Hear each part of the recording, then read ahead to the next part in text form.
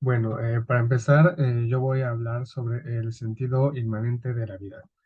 Para empezar, tenemos que tener claro qué es la inmanencia, y es que esta palabra, en términos generales, hace referencia a todo aquello que es inherente al ser humano, es decir, es innato, está con nosotros desde que nacemos, y esto es algo que no necesariamente tiene que ser material, pero pues sabemos que existe porque somos capaces de sentirlo y asimismo podemos elegir entre si darle sentido y lugar a nuestra vida o simplemente no. Y bueno, ¿cómo sabemos que se trata de un pensamiento inmanente? En primer lugar, una persona que practica este tipo de pensamiento cree que el hombre, por su sola razón de ser, es capaz de darle sentido a la existencia, es decir, no hay ningún motivo o influencia externa para darle sentido a nuestra propia vida. En segundo lugar, y retomando un poco lo que acabo de decir, es que las personas con un pensamiento inmanente evitan recurrir a la existencia de un ser trascendente o divino, ya que no creen que algo externo pueda controlar el sentido de su vida. Y finalmente, el sentido de la vida se crea precisamente de esta manera, es decir, viviéndola día a día. Y esto puede ser distinto para cada persona, puede ser desde una sensación hasta una persona o incluso un bien material. Cambia de acuerdo al pensamiento y filosofía, así como la definición de felicidad de cada uno de nosotros. Bueno, mi tema es el sentido trascendente de la vida y qué afirma o qué dice esta forma de darle sentido a la vida. Bueno, pues básicamente se dice que el ser humano es una composición entre cuerpo, alma, espíritu y que no solamente está formado o es materia. Se cree que la vida no termina aquí, sino que hay una trascendencia más plena. Em, en pocas palabras, aquí se dice que hay un límite, dos límites para ser exactos. Se propone que la vida se encuentre entre un límite superior y uno inferior. Por ejemplo, estados como el del ser limitado y el de la trascendencia del límite, ir más allá de lo que se conoce. Aquí se toma en cuenta a un ser superior, que en este caso es Dios.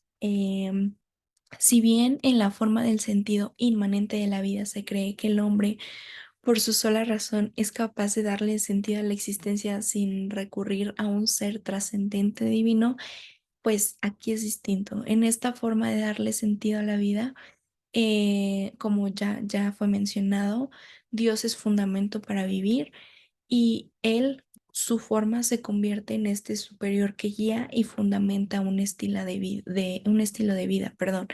Em, de él va a depender o él te da, te guía, como lo dice, pasión, valores, y pues básicamente en eso se convierte Dios en un ser superior que siempre te va a estar guiando y va a ser tu fundamento.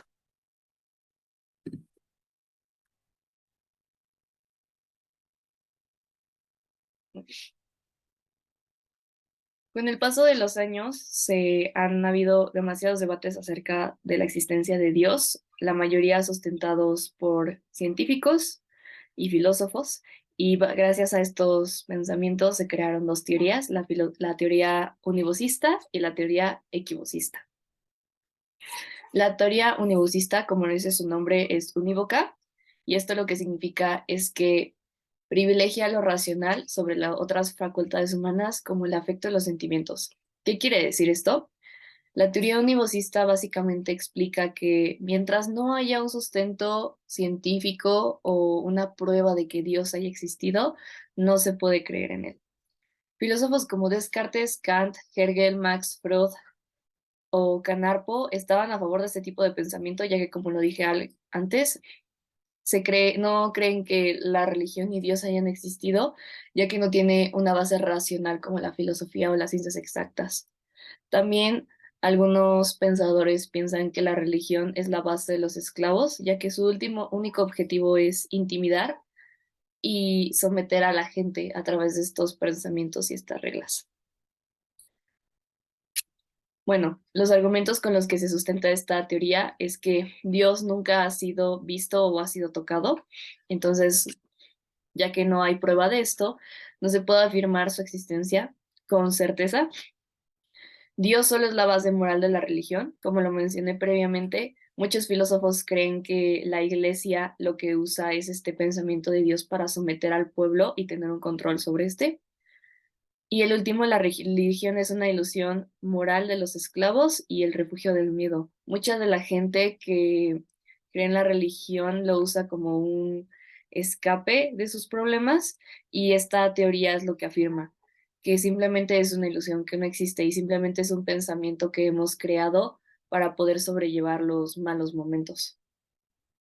Por otro lado, tenemos la teoría equívoca que al contrario de la otra, no optan por un racionalismo exagerado. ¿Qué significa esto? Que no se necesitan pruebas, no necesita que sea realista para creer en ello. Ellos sí creen en el afecto y en los sentimientos, y ellos creen que al Dios ser un ser divino no puede comprobarse una existencia, y si en el momento en el que se compruebe, este dejará de ser divino. Algunos filósofos como Rudolf Otto argumentan que los seguidores de esta navegan en la existencia, en el corazón, alma y transforman la vida de la persona. Como podemos ver, a comparación con la otra teoría, esta es una teoría un poco más espiritual que cree que se basa y se fundamenta en los sentimientos y en las creencias que uno tiene como persona. Algunos argumentos que la sustentan es justamente eso: Dios es íntimo, Dios es personal. Es una idea que solo nosotros creamos y no podemos comparar esa relación que tiene Dios con cada una de las personas porque es individual. Trasciende el mundo material, como lo vimos en las clases de metafísica, existen diversos entes y es uno de los argumentos que sustentan esta teoría, que Dios es un ente que no es material, no es físico. Entonces, en el momento en el que se comprueba su existencia, este dejaría de ser un Dios, porque al ser un Dios es superior a nosotros, es un ente superior a nosotros. Entonces, si nosotros comprobamos su existencia, dejaría de ser un Dios y sería una persona común como todos nosotros. La filosofía de la religión analógica. Se llama así porque representa un equilibrio o balance entre las dos posturas antes mencionadas, que son la unívoca y equívoca. Es una proporción entre la razón y el afecto. Esto significa que es el intermediario entre el cerebro y el corazón. La religión es un símbolo para la humanidad, pues da sentido y sirve para iluminar, orientar, motivar y tiene capacidad de mostrar y decir. Pero, si perdemos el sentido de la razón, caemos en fanatismos absurdos y radicales, y estos llevan a muchos a perder a la fe o ver la religión como algo negativo. Es decir, cuando solamente pensamos con el corazón, cuando solamente pensamos cegándonos con la fe en la religión y no usamos el sentido común y razonamos lo que estamos haciendo. Por esto, la filosofía analógica es necesaria, para que sea mediación y pueda guiar el camino de lo común y de la razón. Y bueno, ¿qué opino de la existencia de Dios desde un punto de vista filosófico? Para empezar, considero que desde siempre nosotros como personas hemos tratado de buscar explicación para todo aquello a lo que aún no tenemos una respuesta concreta o precisa, y pues el caso de la existencia de Dios no es una excepción. Para empezar, la religión ha acompañado a la humanidad desde sus inicios, y personalmente considero que el concepto de Dios no es más que un intento de darle sentido a la vida de quienes aún no han encontrado el suyo. Es decir, el concepto e idea de que existe algo más allá de nosotros, la posibilidad de un poder divino, hace que sintamos nuestra propia existencia un poco menos solitaria. Y pues creo yo que Dios fue creado por nosotros mismos con el mero propósito de dar un sentido específico a la vida, siguiendo de esta manera una especie de moral intrínseca para cada tipo de cultura, y ayudándonos de esta manera a no perder este, por así decirlo, tipo de falsa esperanza de que en algún lugar existe alguien omnipotente, consciente de nosotros y de todo lo que hacemos. De allí que existan tantas y distintas religiones, todas y cada una con distintos dioses y diosas que igual son totalmente diferentes entre sí. No obstante, pues no por esto digo que creer en un poder divino sea algo que esté mal o equívoco. Cada quien es libre de decidir cómo y mediante qué métodos darle sentido y razón a su propia vida y existencia. ya que pues si hay algo que nos diferencia a nosotros como seres humanos críticos y pensantes, es nuestra capacidad de libre albedrío. Y pues al final del día, este tema pienso yo que siempre ha sido totalmente subjetivo y sujeto a cualquier tipo de interpretación. Bueno, por ejemplo, o sea, desde mi postura, sí es importante, a pesar de que se cree o se dice que Dios es como una idea, pues acá desde este sentido trascendental de la vida, pues sí es muy importante, ¿no? Porque a partir de Dios se toma como, ok, en esta vida pasa esto, pero después de aquí, después de morir, hay algo más. Entonces, pues sí, desde mi postura, desde el tema que me tocó, yo considero que sí es importante em, como conocer o saber si sí existe o no. O sea, no va a ser completamente algo que se vaya a tocar, que se vaya a ver, pero pues se cree, o sea, se cree en ese ser superior que básicamente te guía, te da fundamentos para vivir, te da pasión, te da emociones, te da valores. Entonces, pues sí, o sea, en ese caso sí sería como, ok, sí necesitamos que Dios,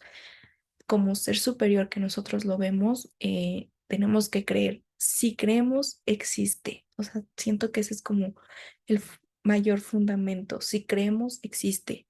O sea, tú créetelo y para ti, si para ti sí existe, entonces pues es tu idea, es como tu opinión, tu sentido que le das a la vida. Después de escuchar las presentaciones de mis compañeros, yo creo que la filosofía nos da un panorama un poco más amplio y un poco más explicado sobre la religión y Dios en general. Y creo que todas las personas deberíamos leer un poco de la perspectiva de Dios según la filosofía, porque te explica muchas cosas que la religión en sí no ha podido explicar. En general, yo creo que debe de existir algún tipo de Dios, no necesariamente el que nos pintan, y justamente la filosofía lo explica. Hay entes sobrenaturales, hay entes que no podemos ver o que no están en nuestra dimensión, porque no sé, en lo personal siento que hay muchas cosas que la ciencia no ha podido explicar y siento que sí debe de haber algún ente de otra dimensión que explique un poco esto. Además de que, bueno, como yo mencioné en mi explicación, muchas veces utilizamos a los dioses o estos pensamientos, estas ilusiones para mantenernos fuertes sobre momentos difíciles. Entonces yo creo que la filosofía lo único que afirma es que sí puede haber un Dios, pero creo que es un Dios dentro de nosotros, es un Dios personal, no un Dios como impartido que nos, como que nos demanda y nos exige y nos castiga, no, sino más bien un Dios personal, un ente personal que te guía a través de esos momentos difíciles y también como que te, un poco la parte de la moral, que también te dicta lo que es bueno y lo que es malo, pero siento que más que ser un ente superior es un ente que está dentro de nosotros. Yo opino que muchos han sido pues los filósofos que han intentado afirmar o negar la existencia de Dios y este debate pues lejos pues, de ser resuelto es más que nada una cuestión de fe y no va a ser resuelto pues justamente a la brevedad. Muchos afirman que pues creen en Dios, pero pues también creen en la ciencia y básicamente creer en uno es negar la existencia del otro. Entonces, pues también otros sostienen pues que la ciencia no puede explicar las preguntas grandes pues filosóficas y que pues de esa incapacidad nace la angustia actual, que es pues darle existencia a Dios. Entonces yo opino que ya que la ciencia no les puede proporcionar a muchas personas las respuestas que ellos buscan, las responden de la forma más sencilla, que pues es Dios y la religión, que da pues una respuesta al todo, aunque no sepamos si son reales o no.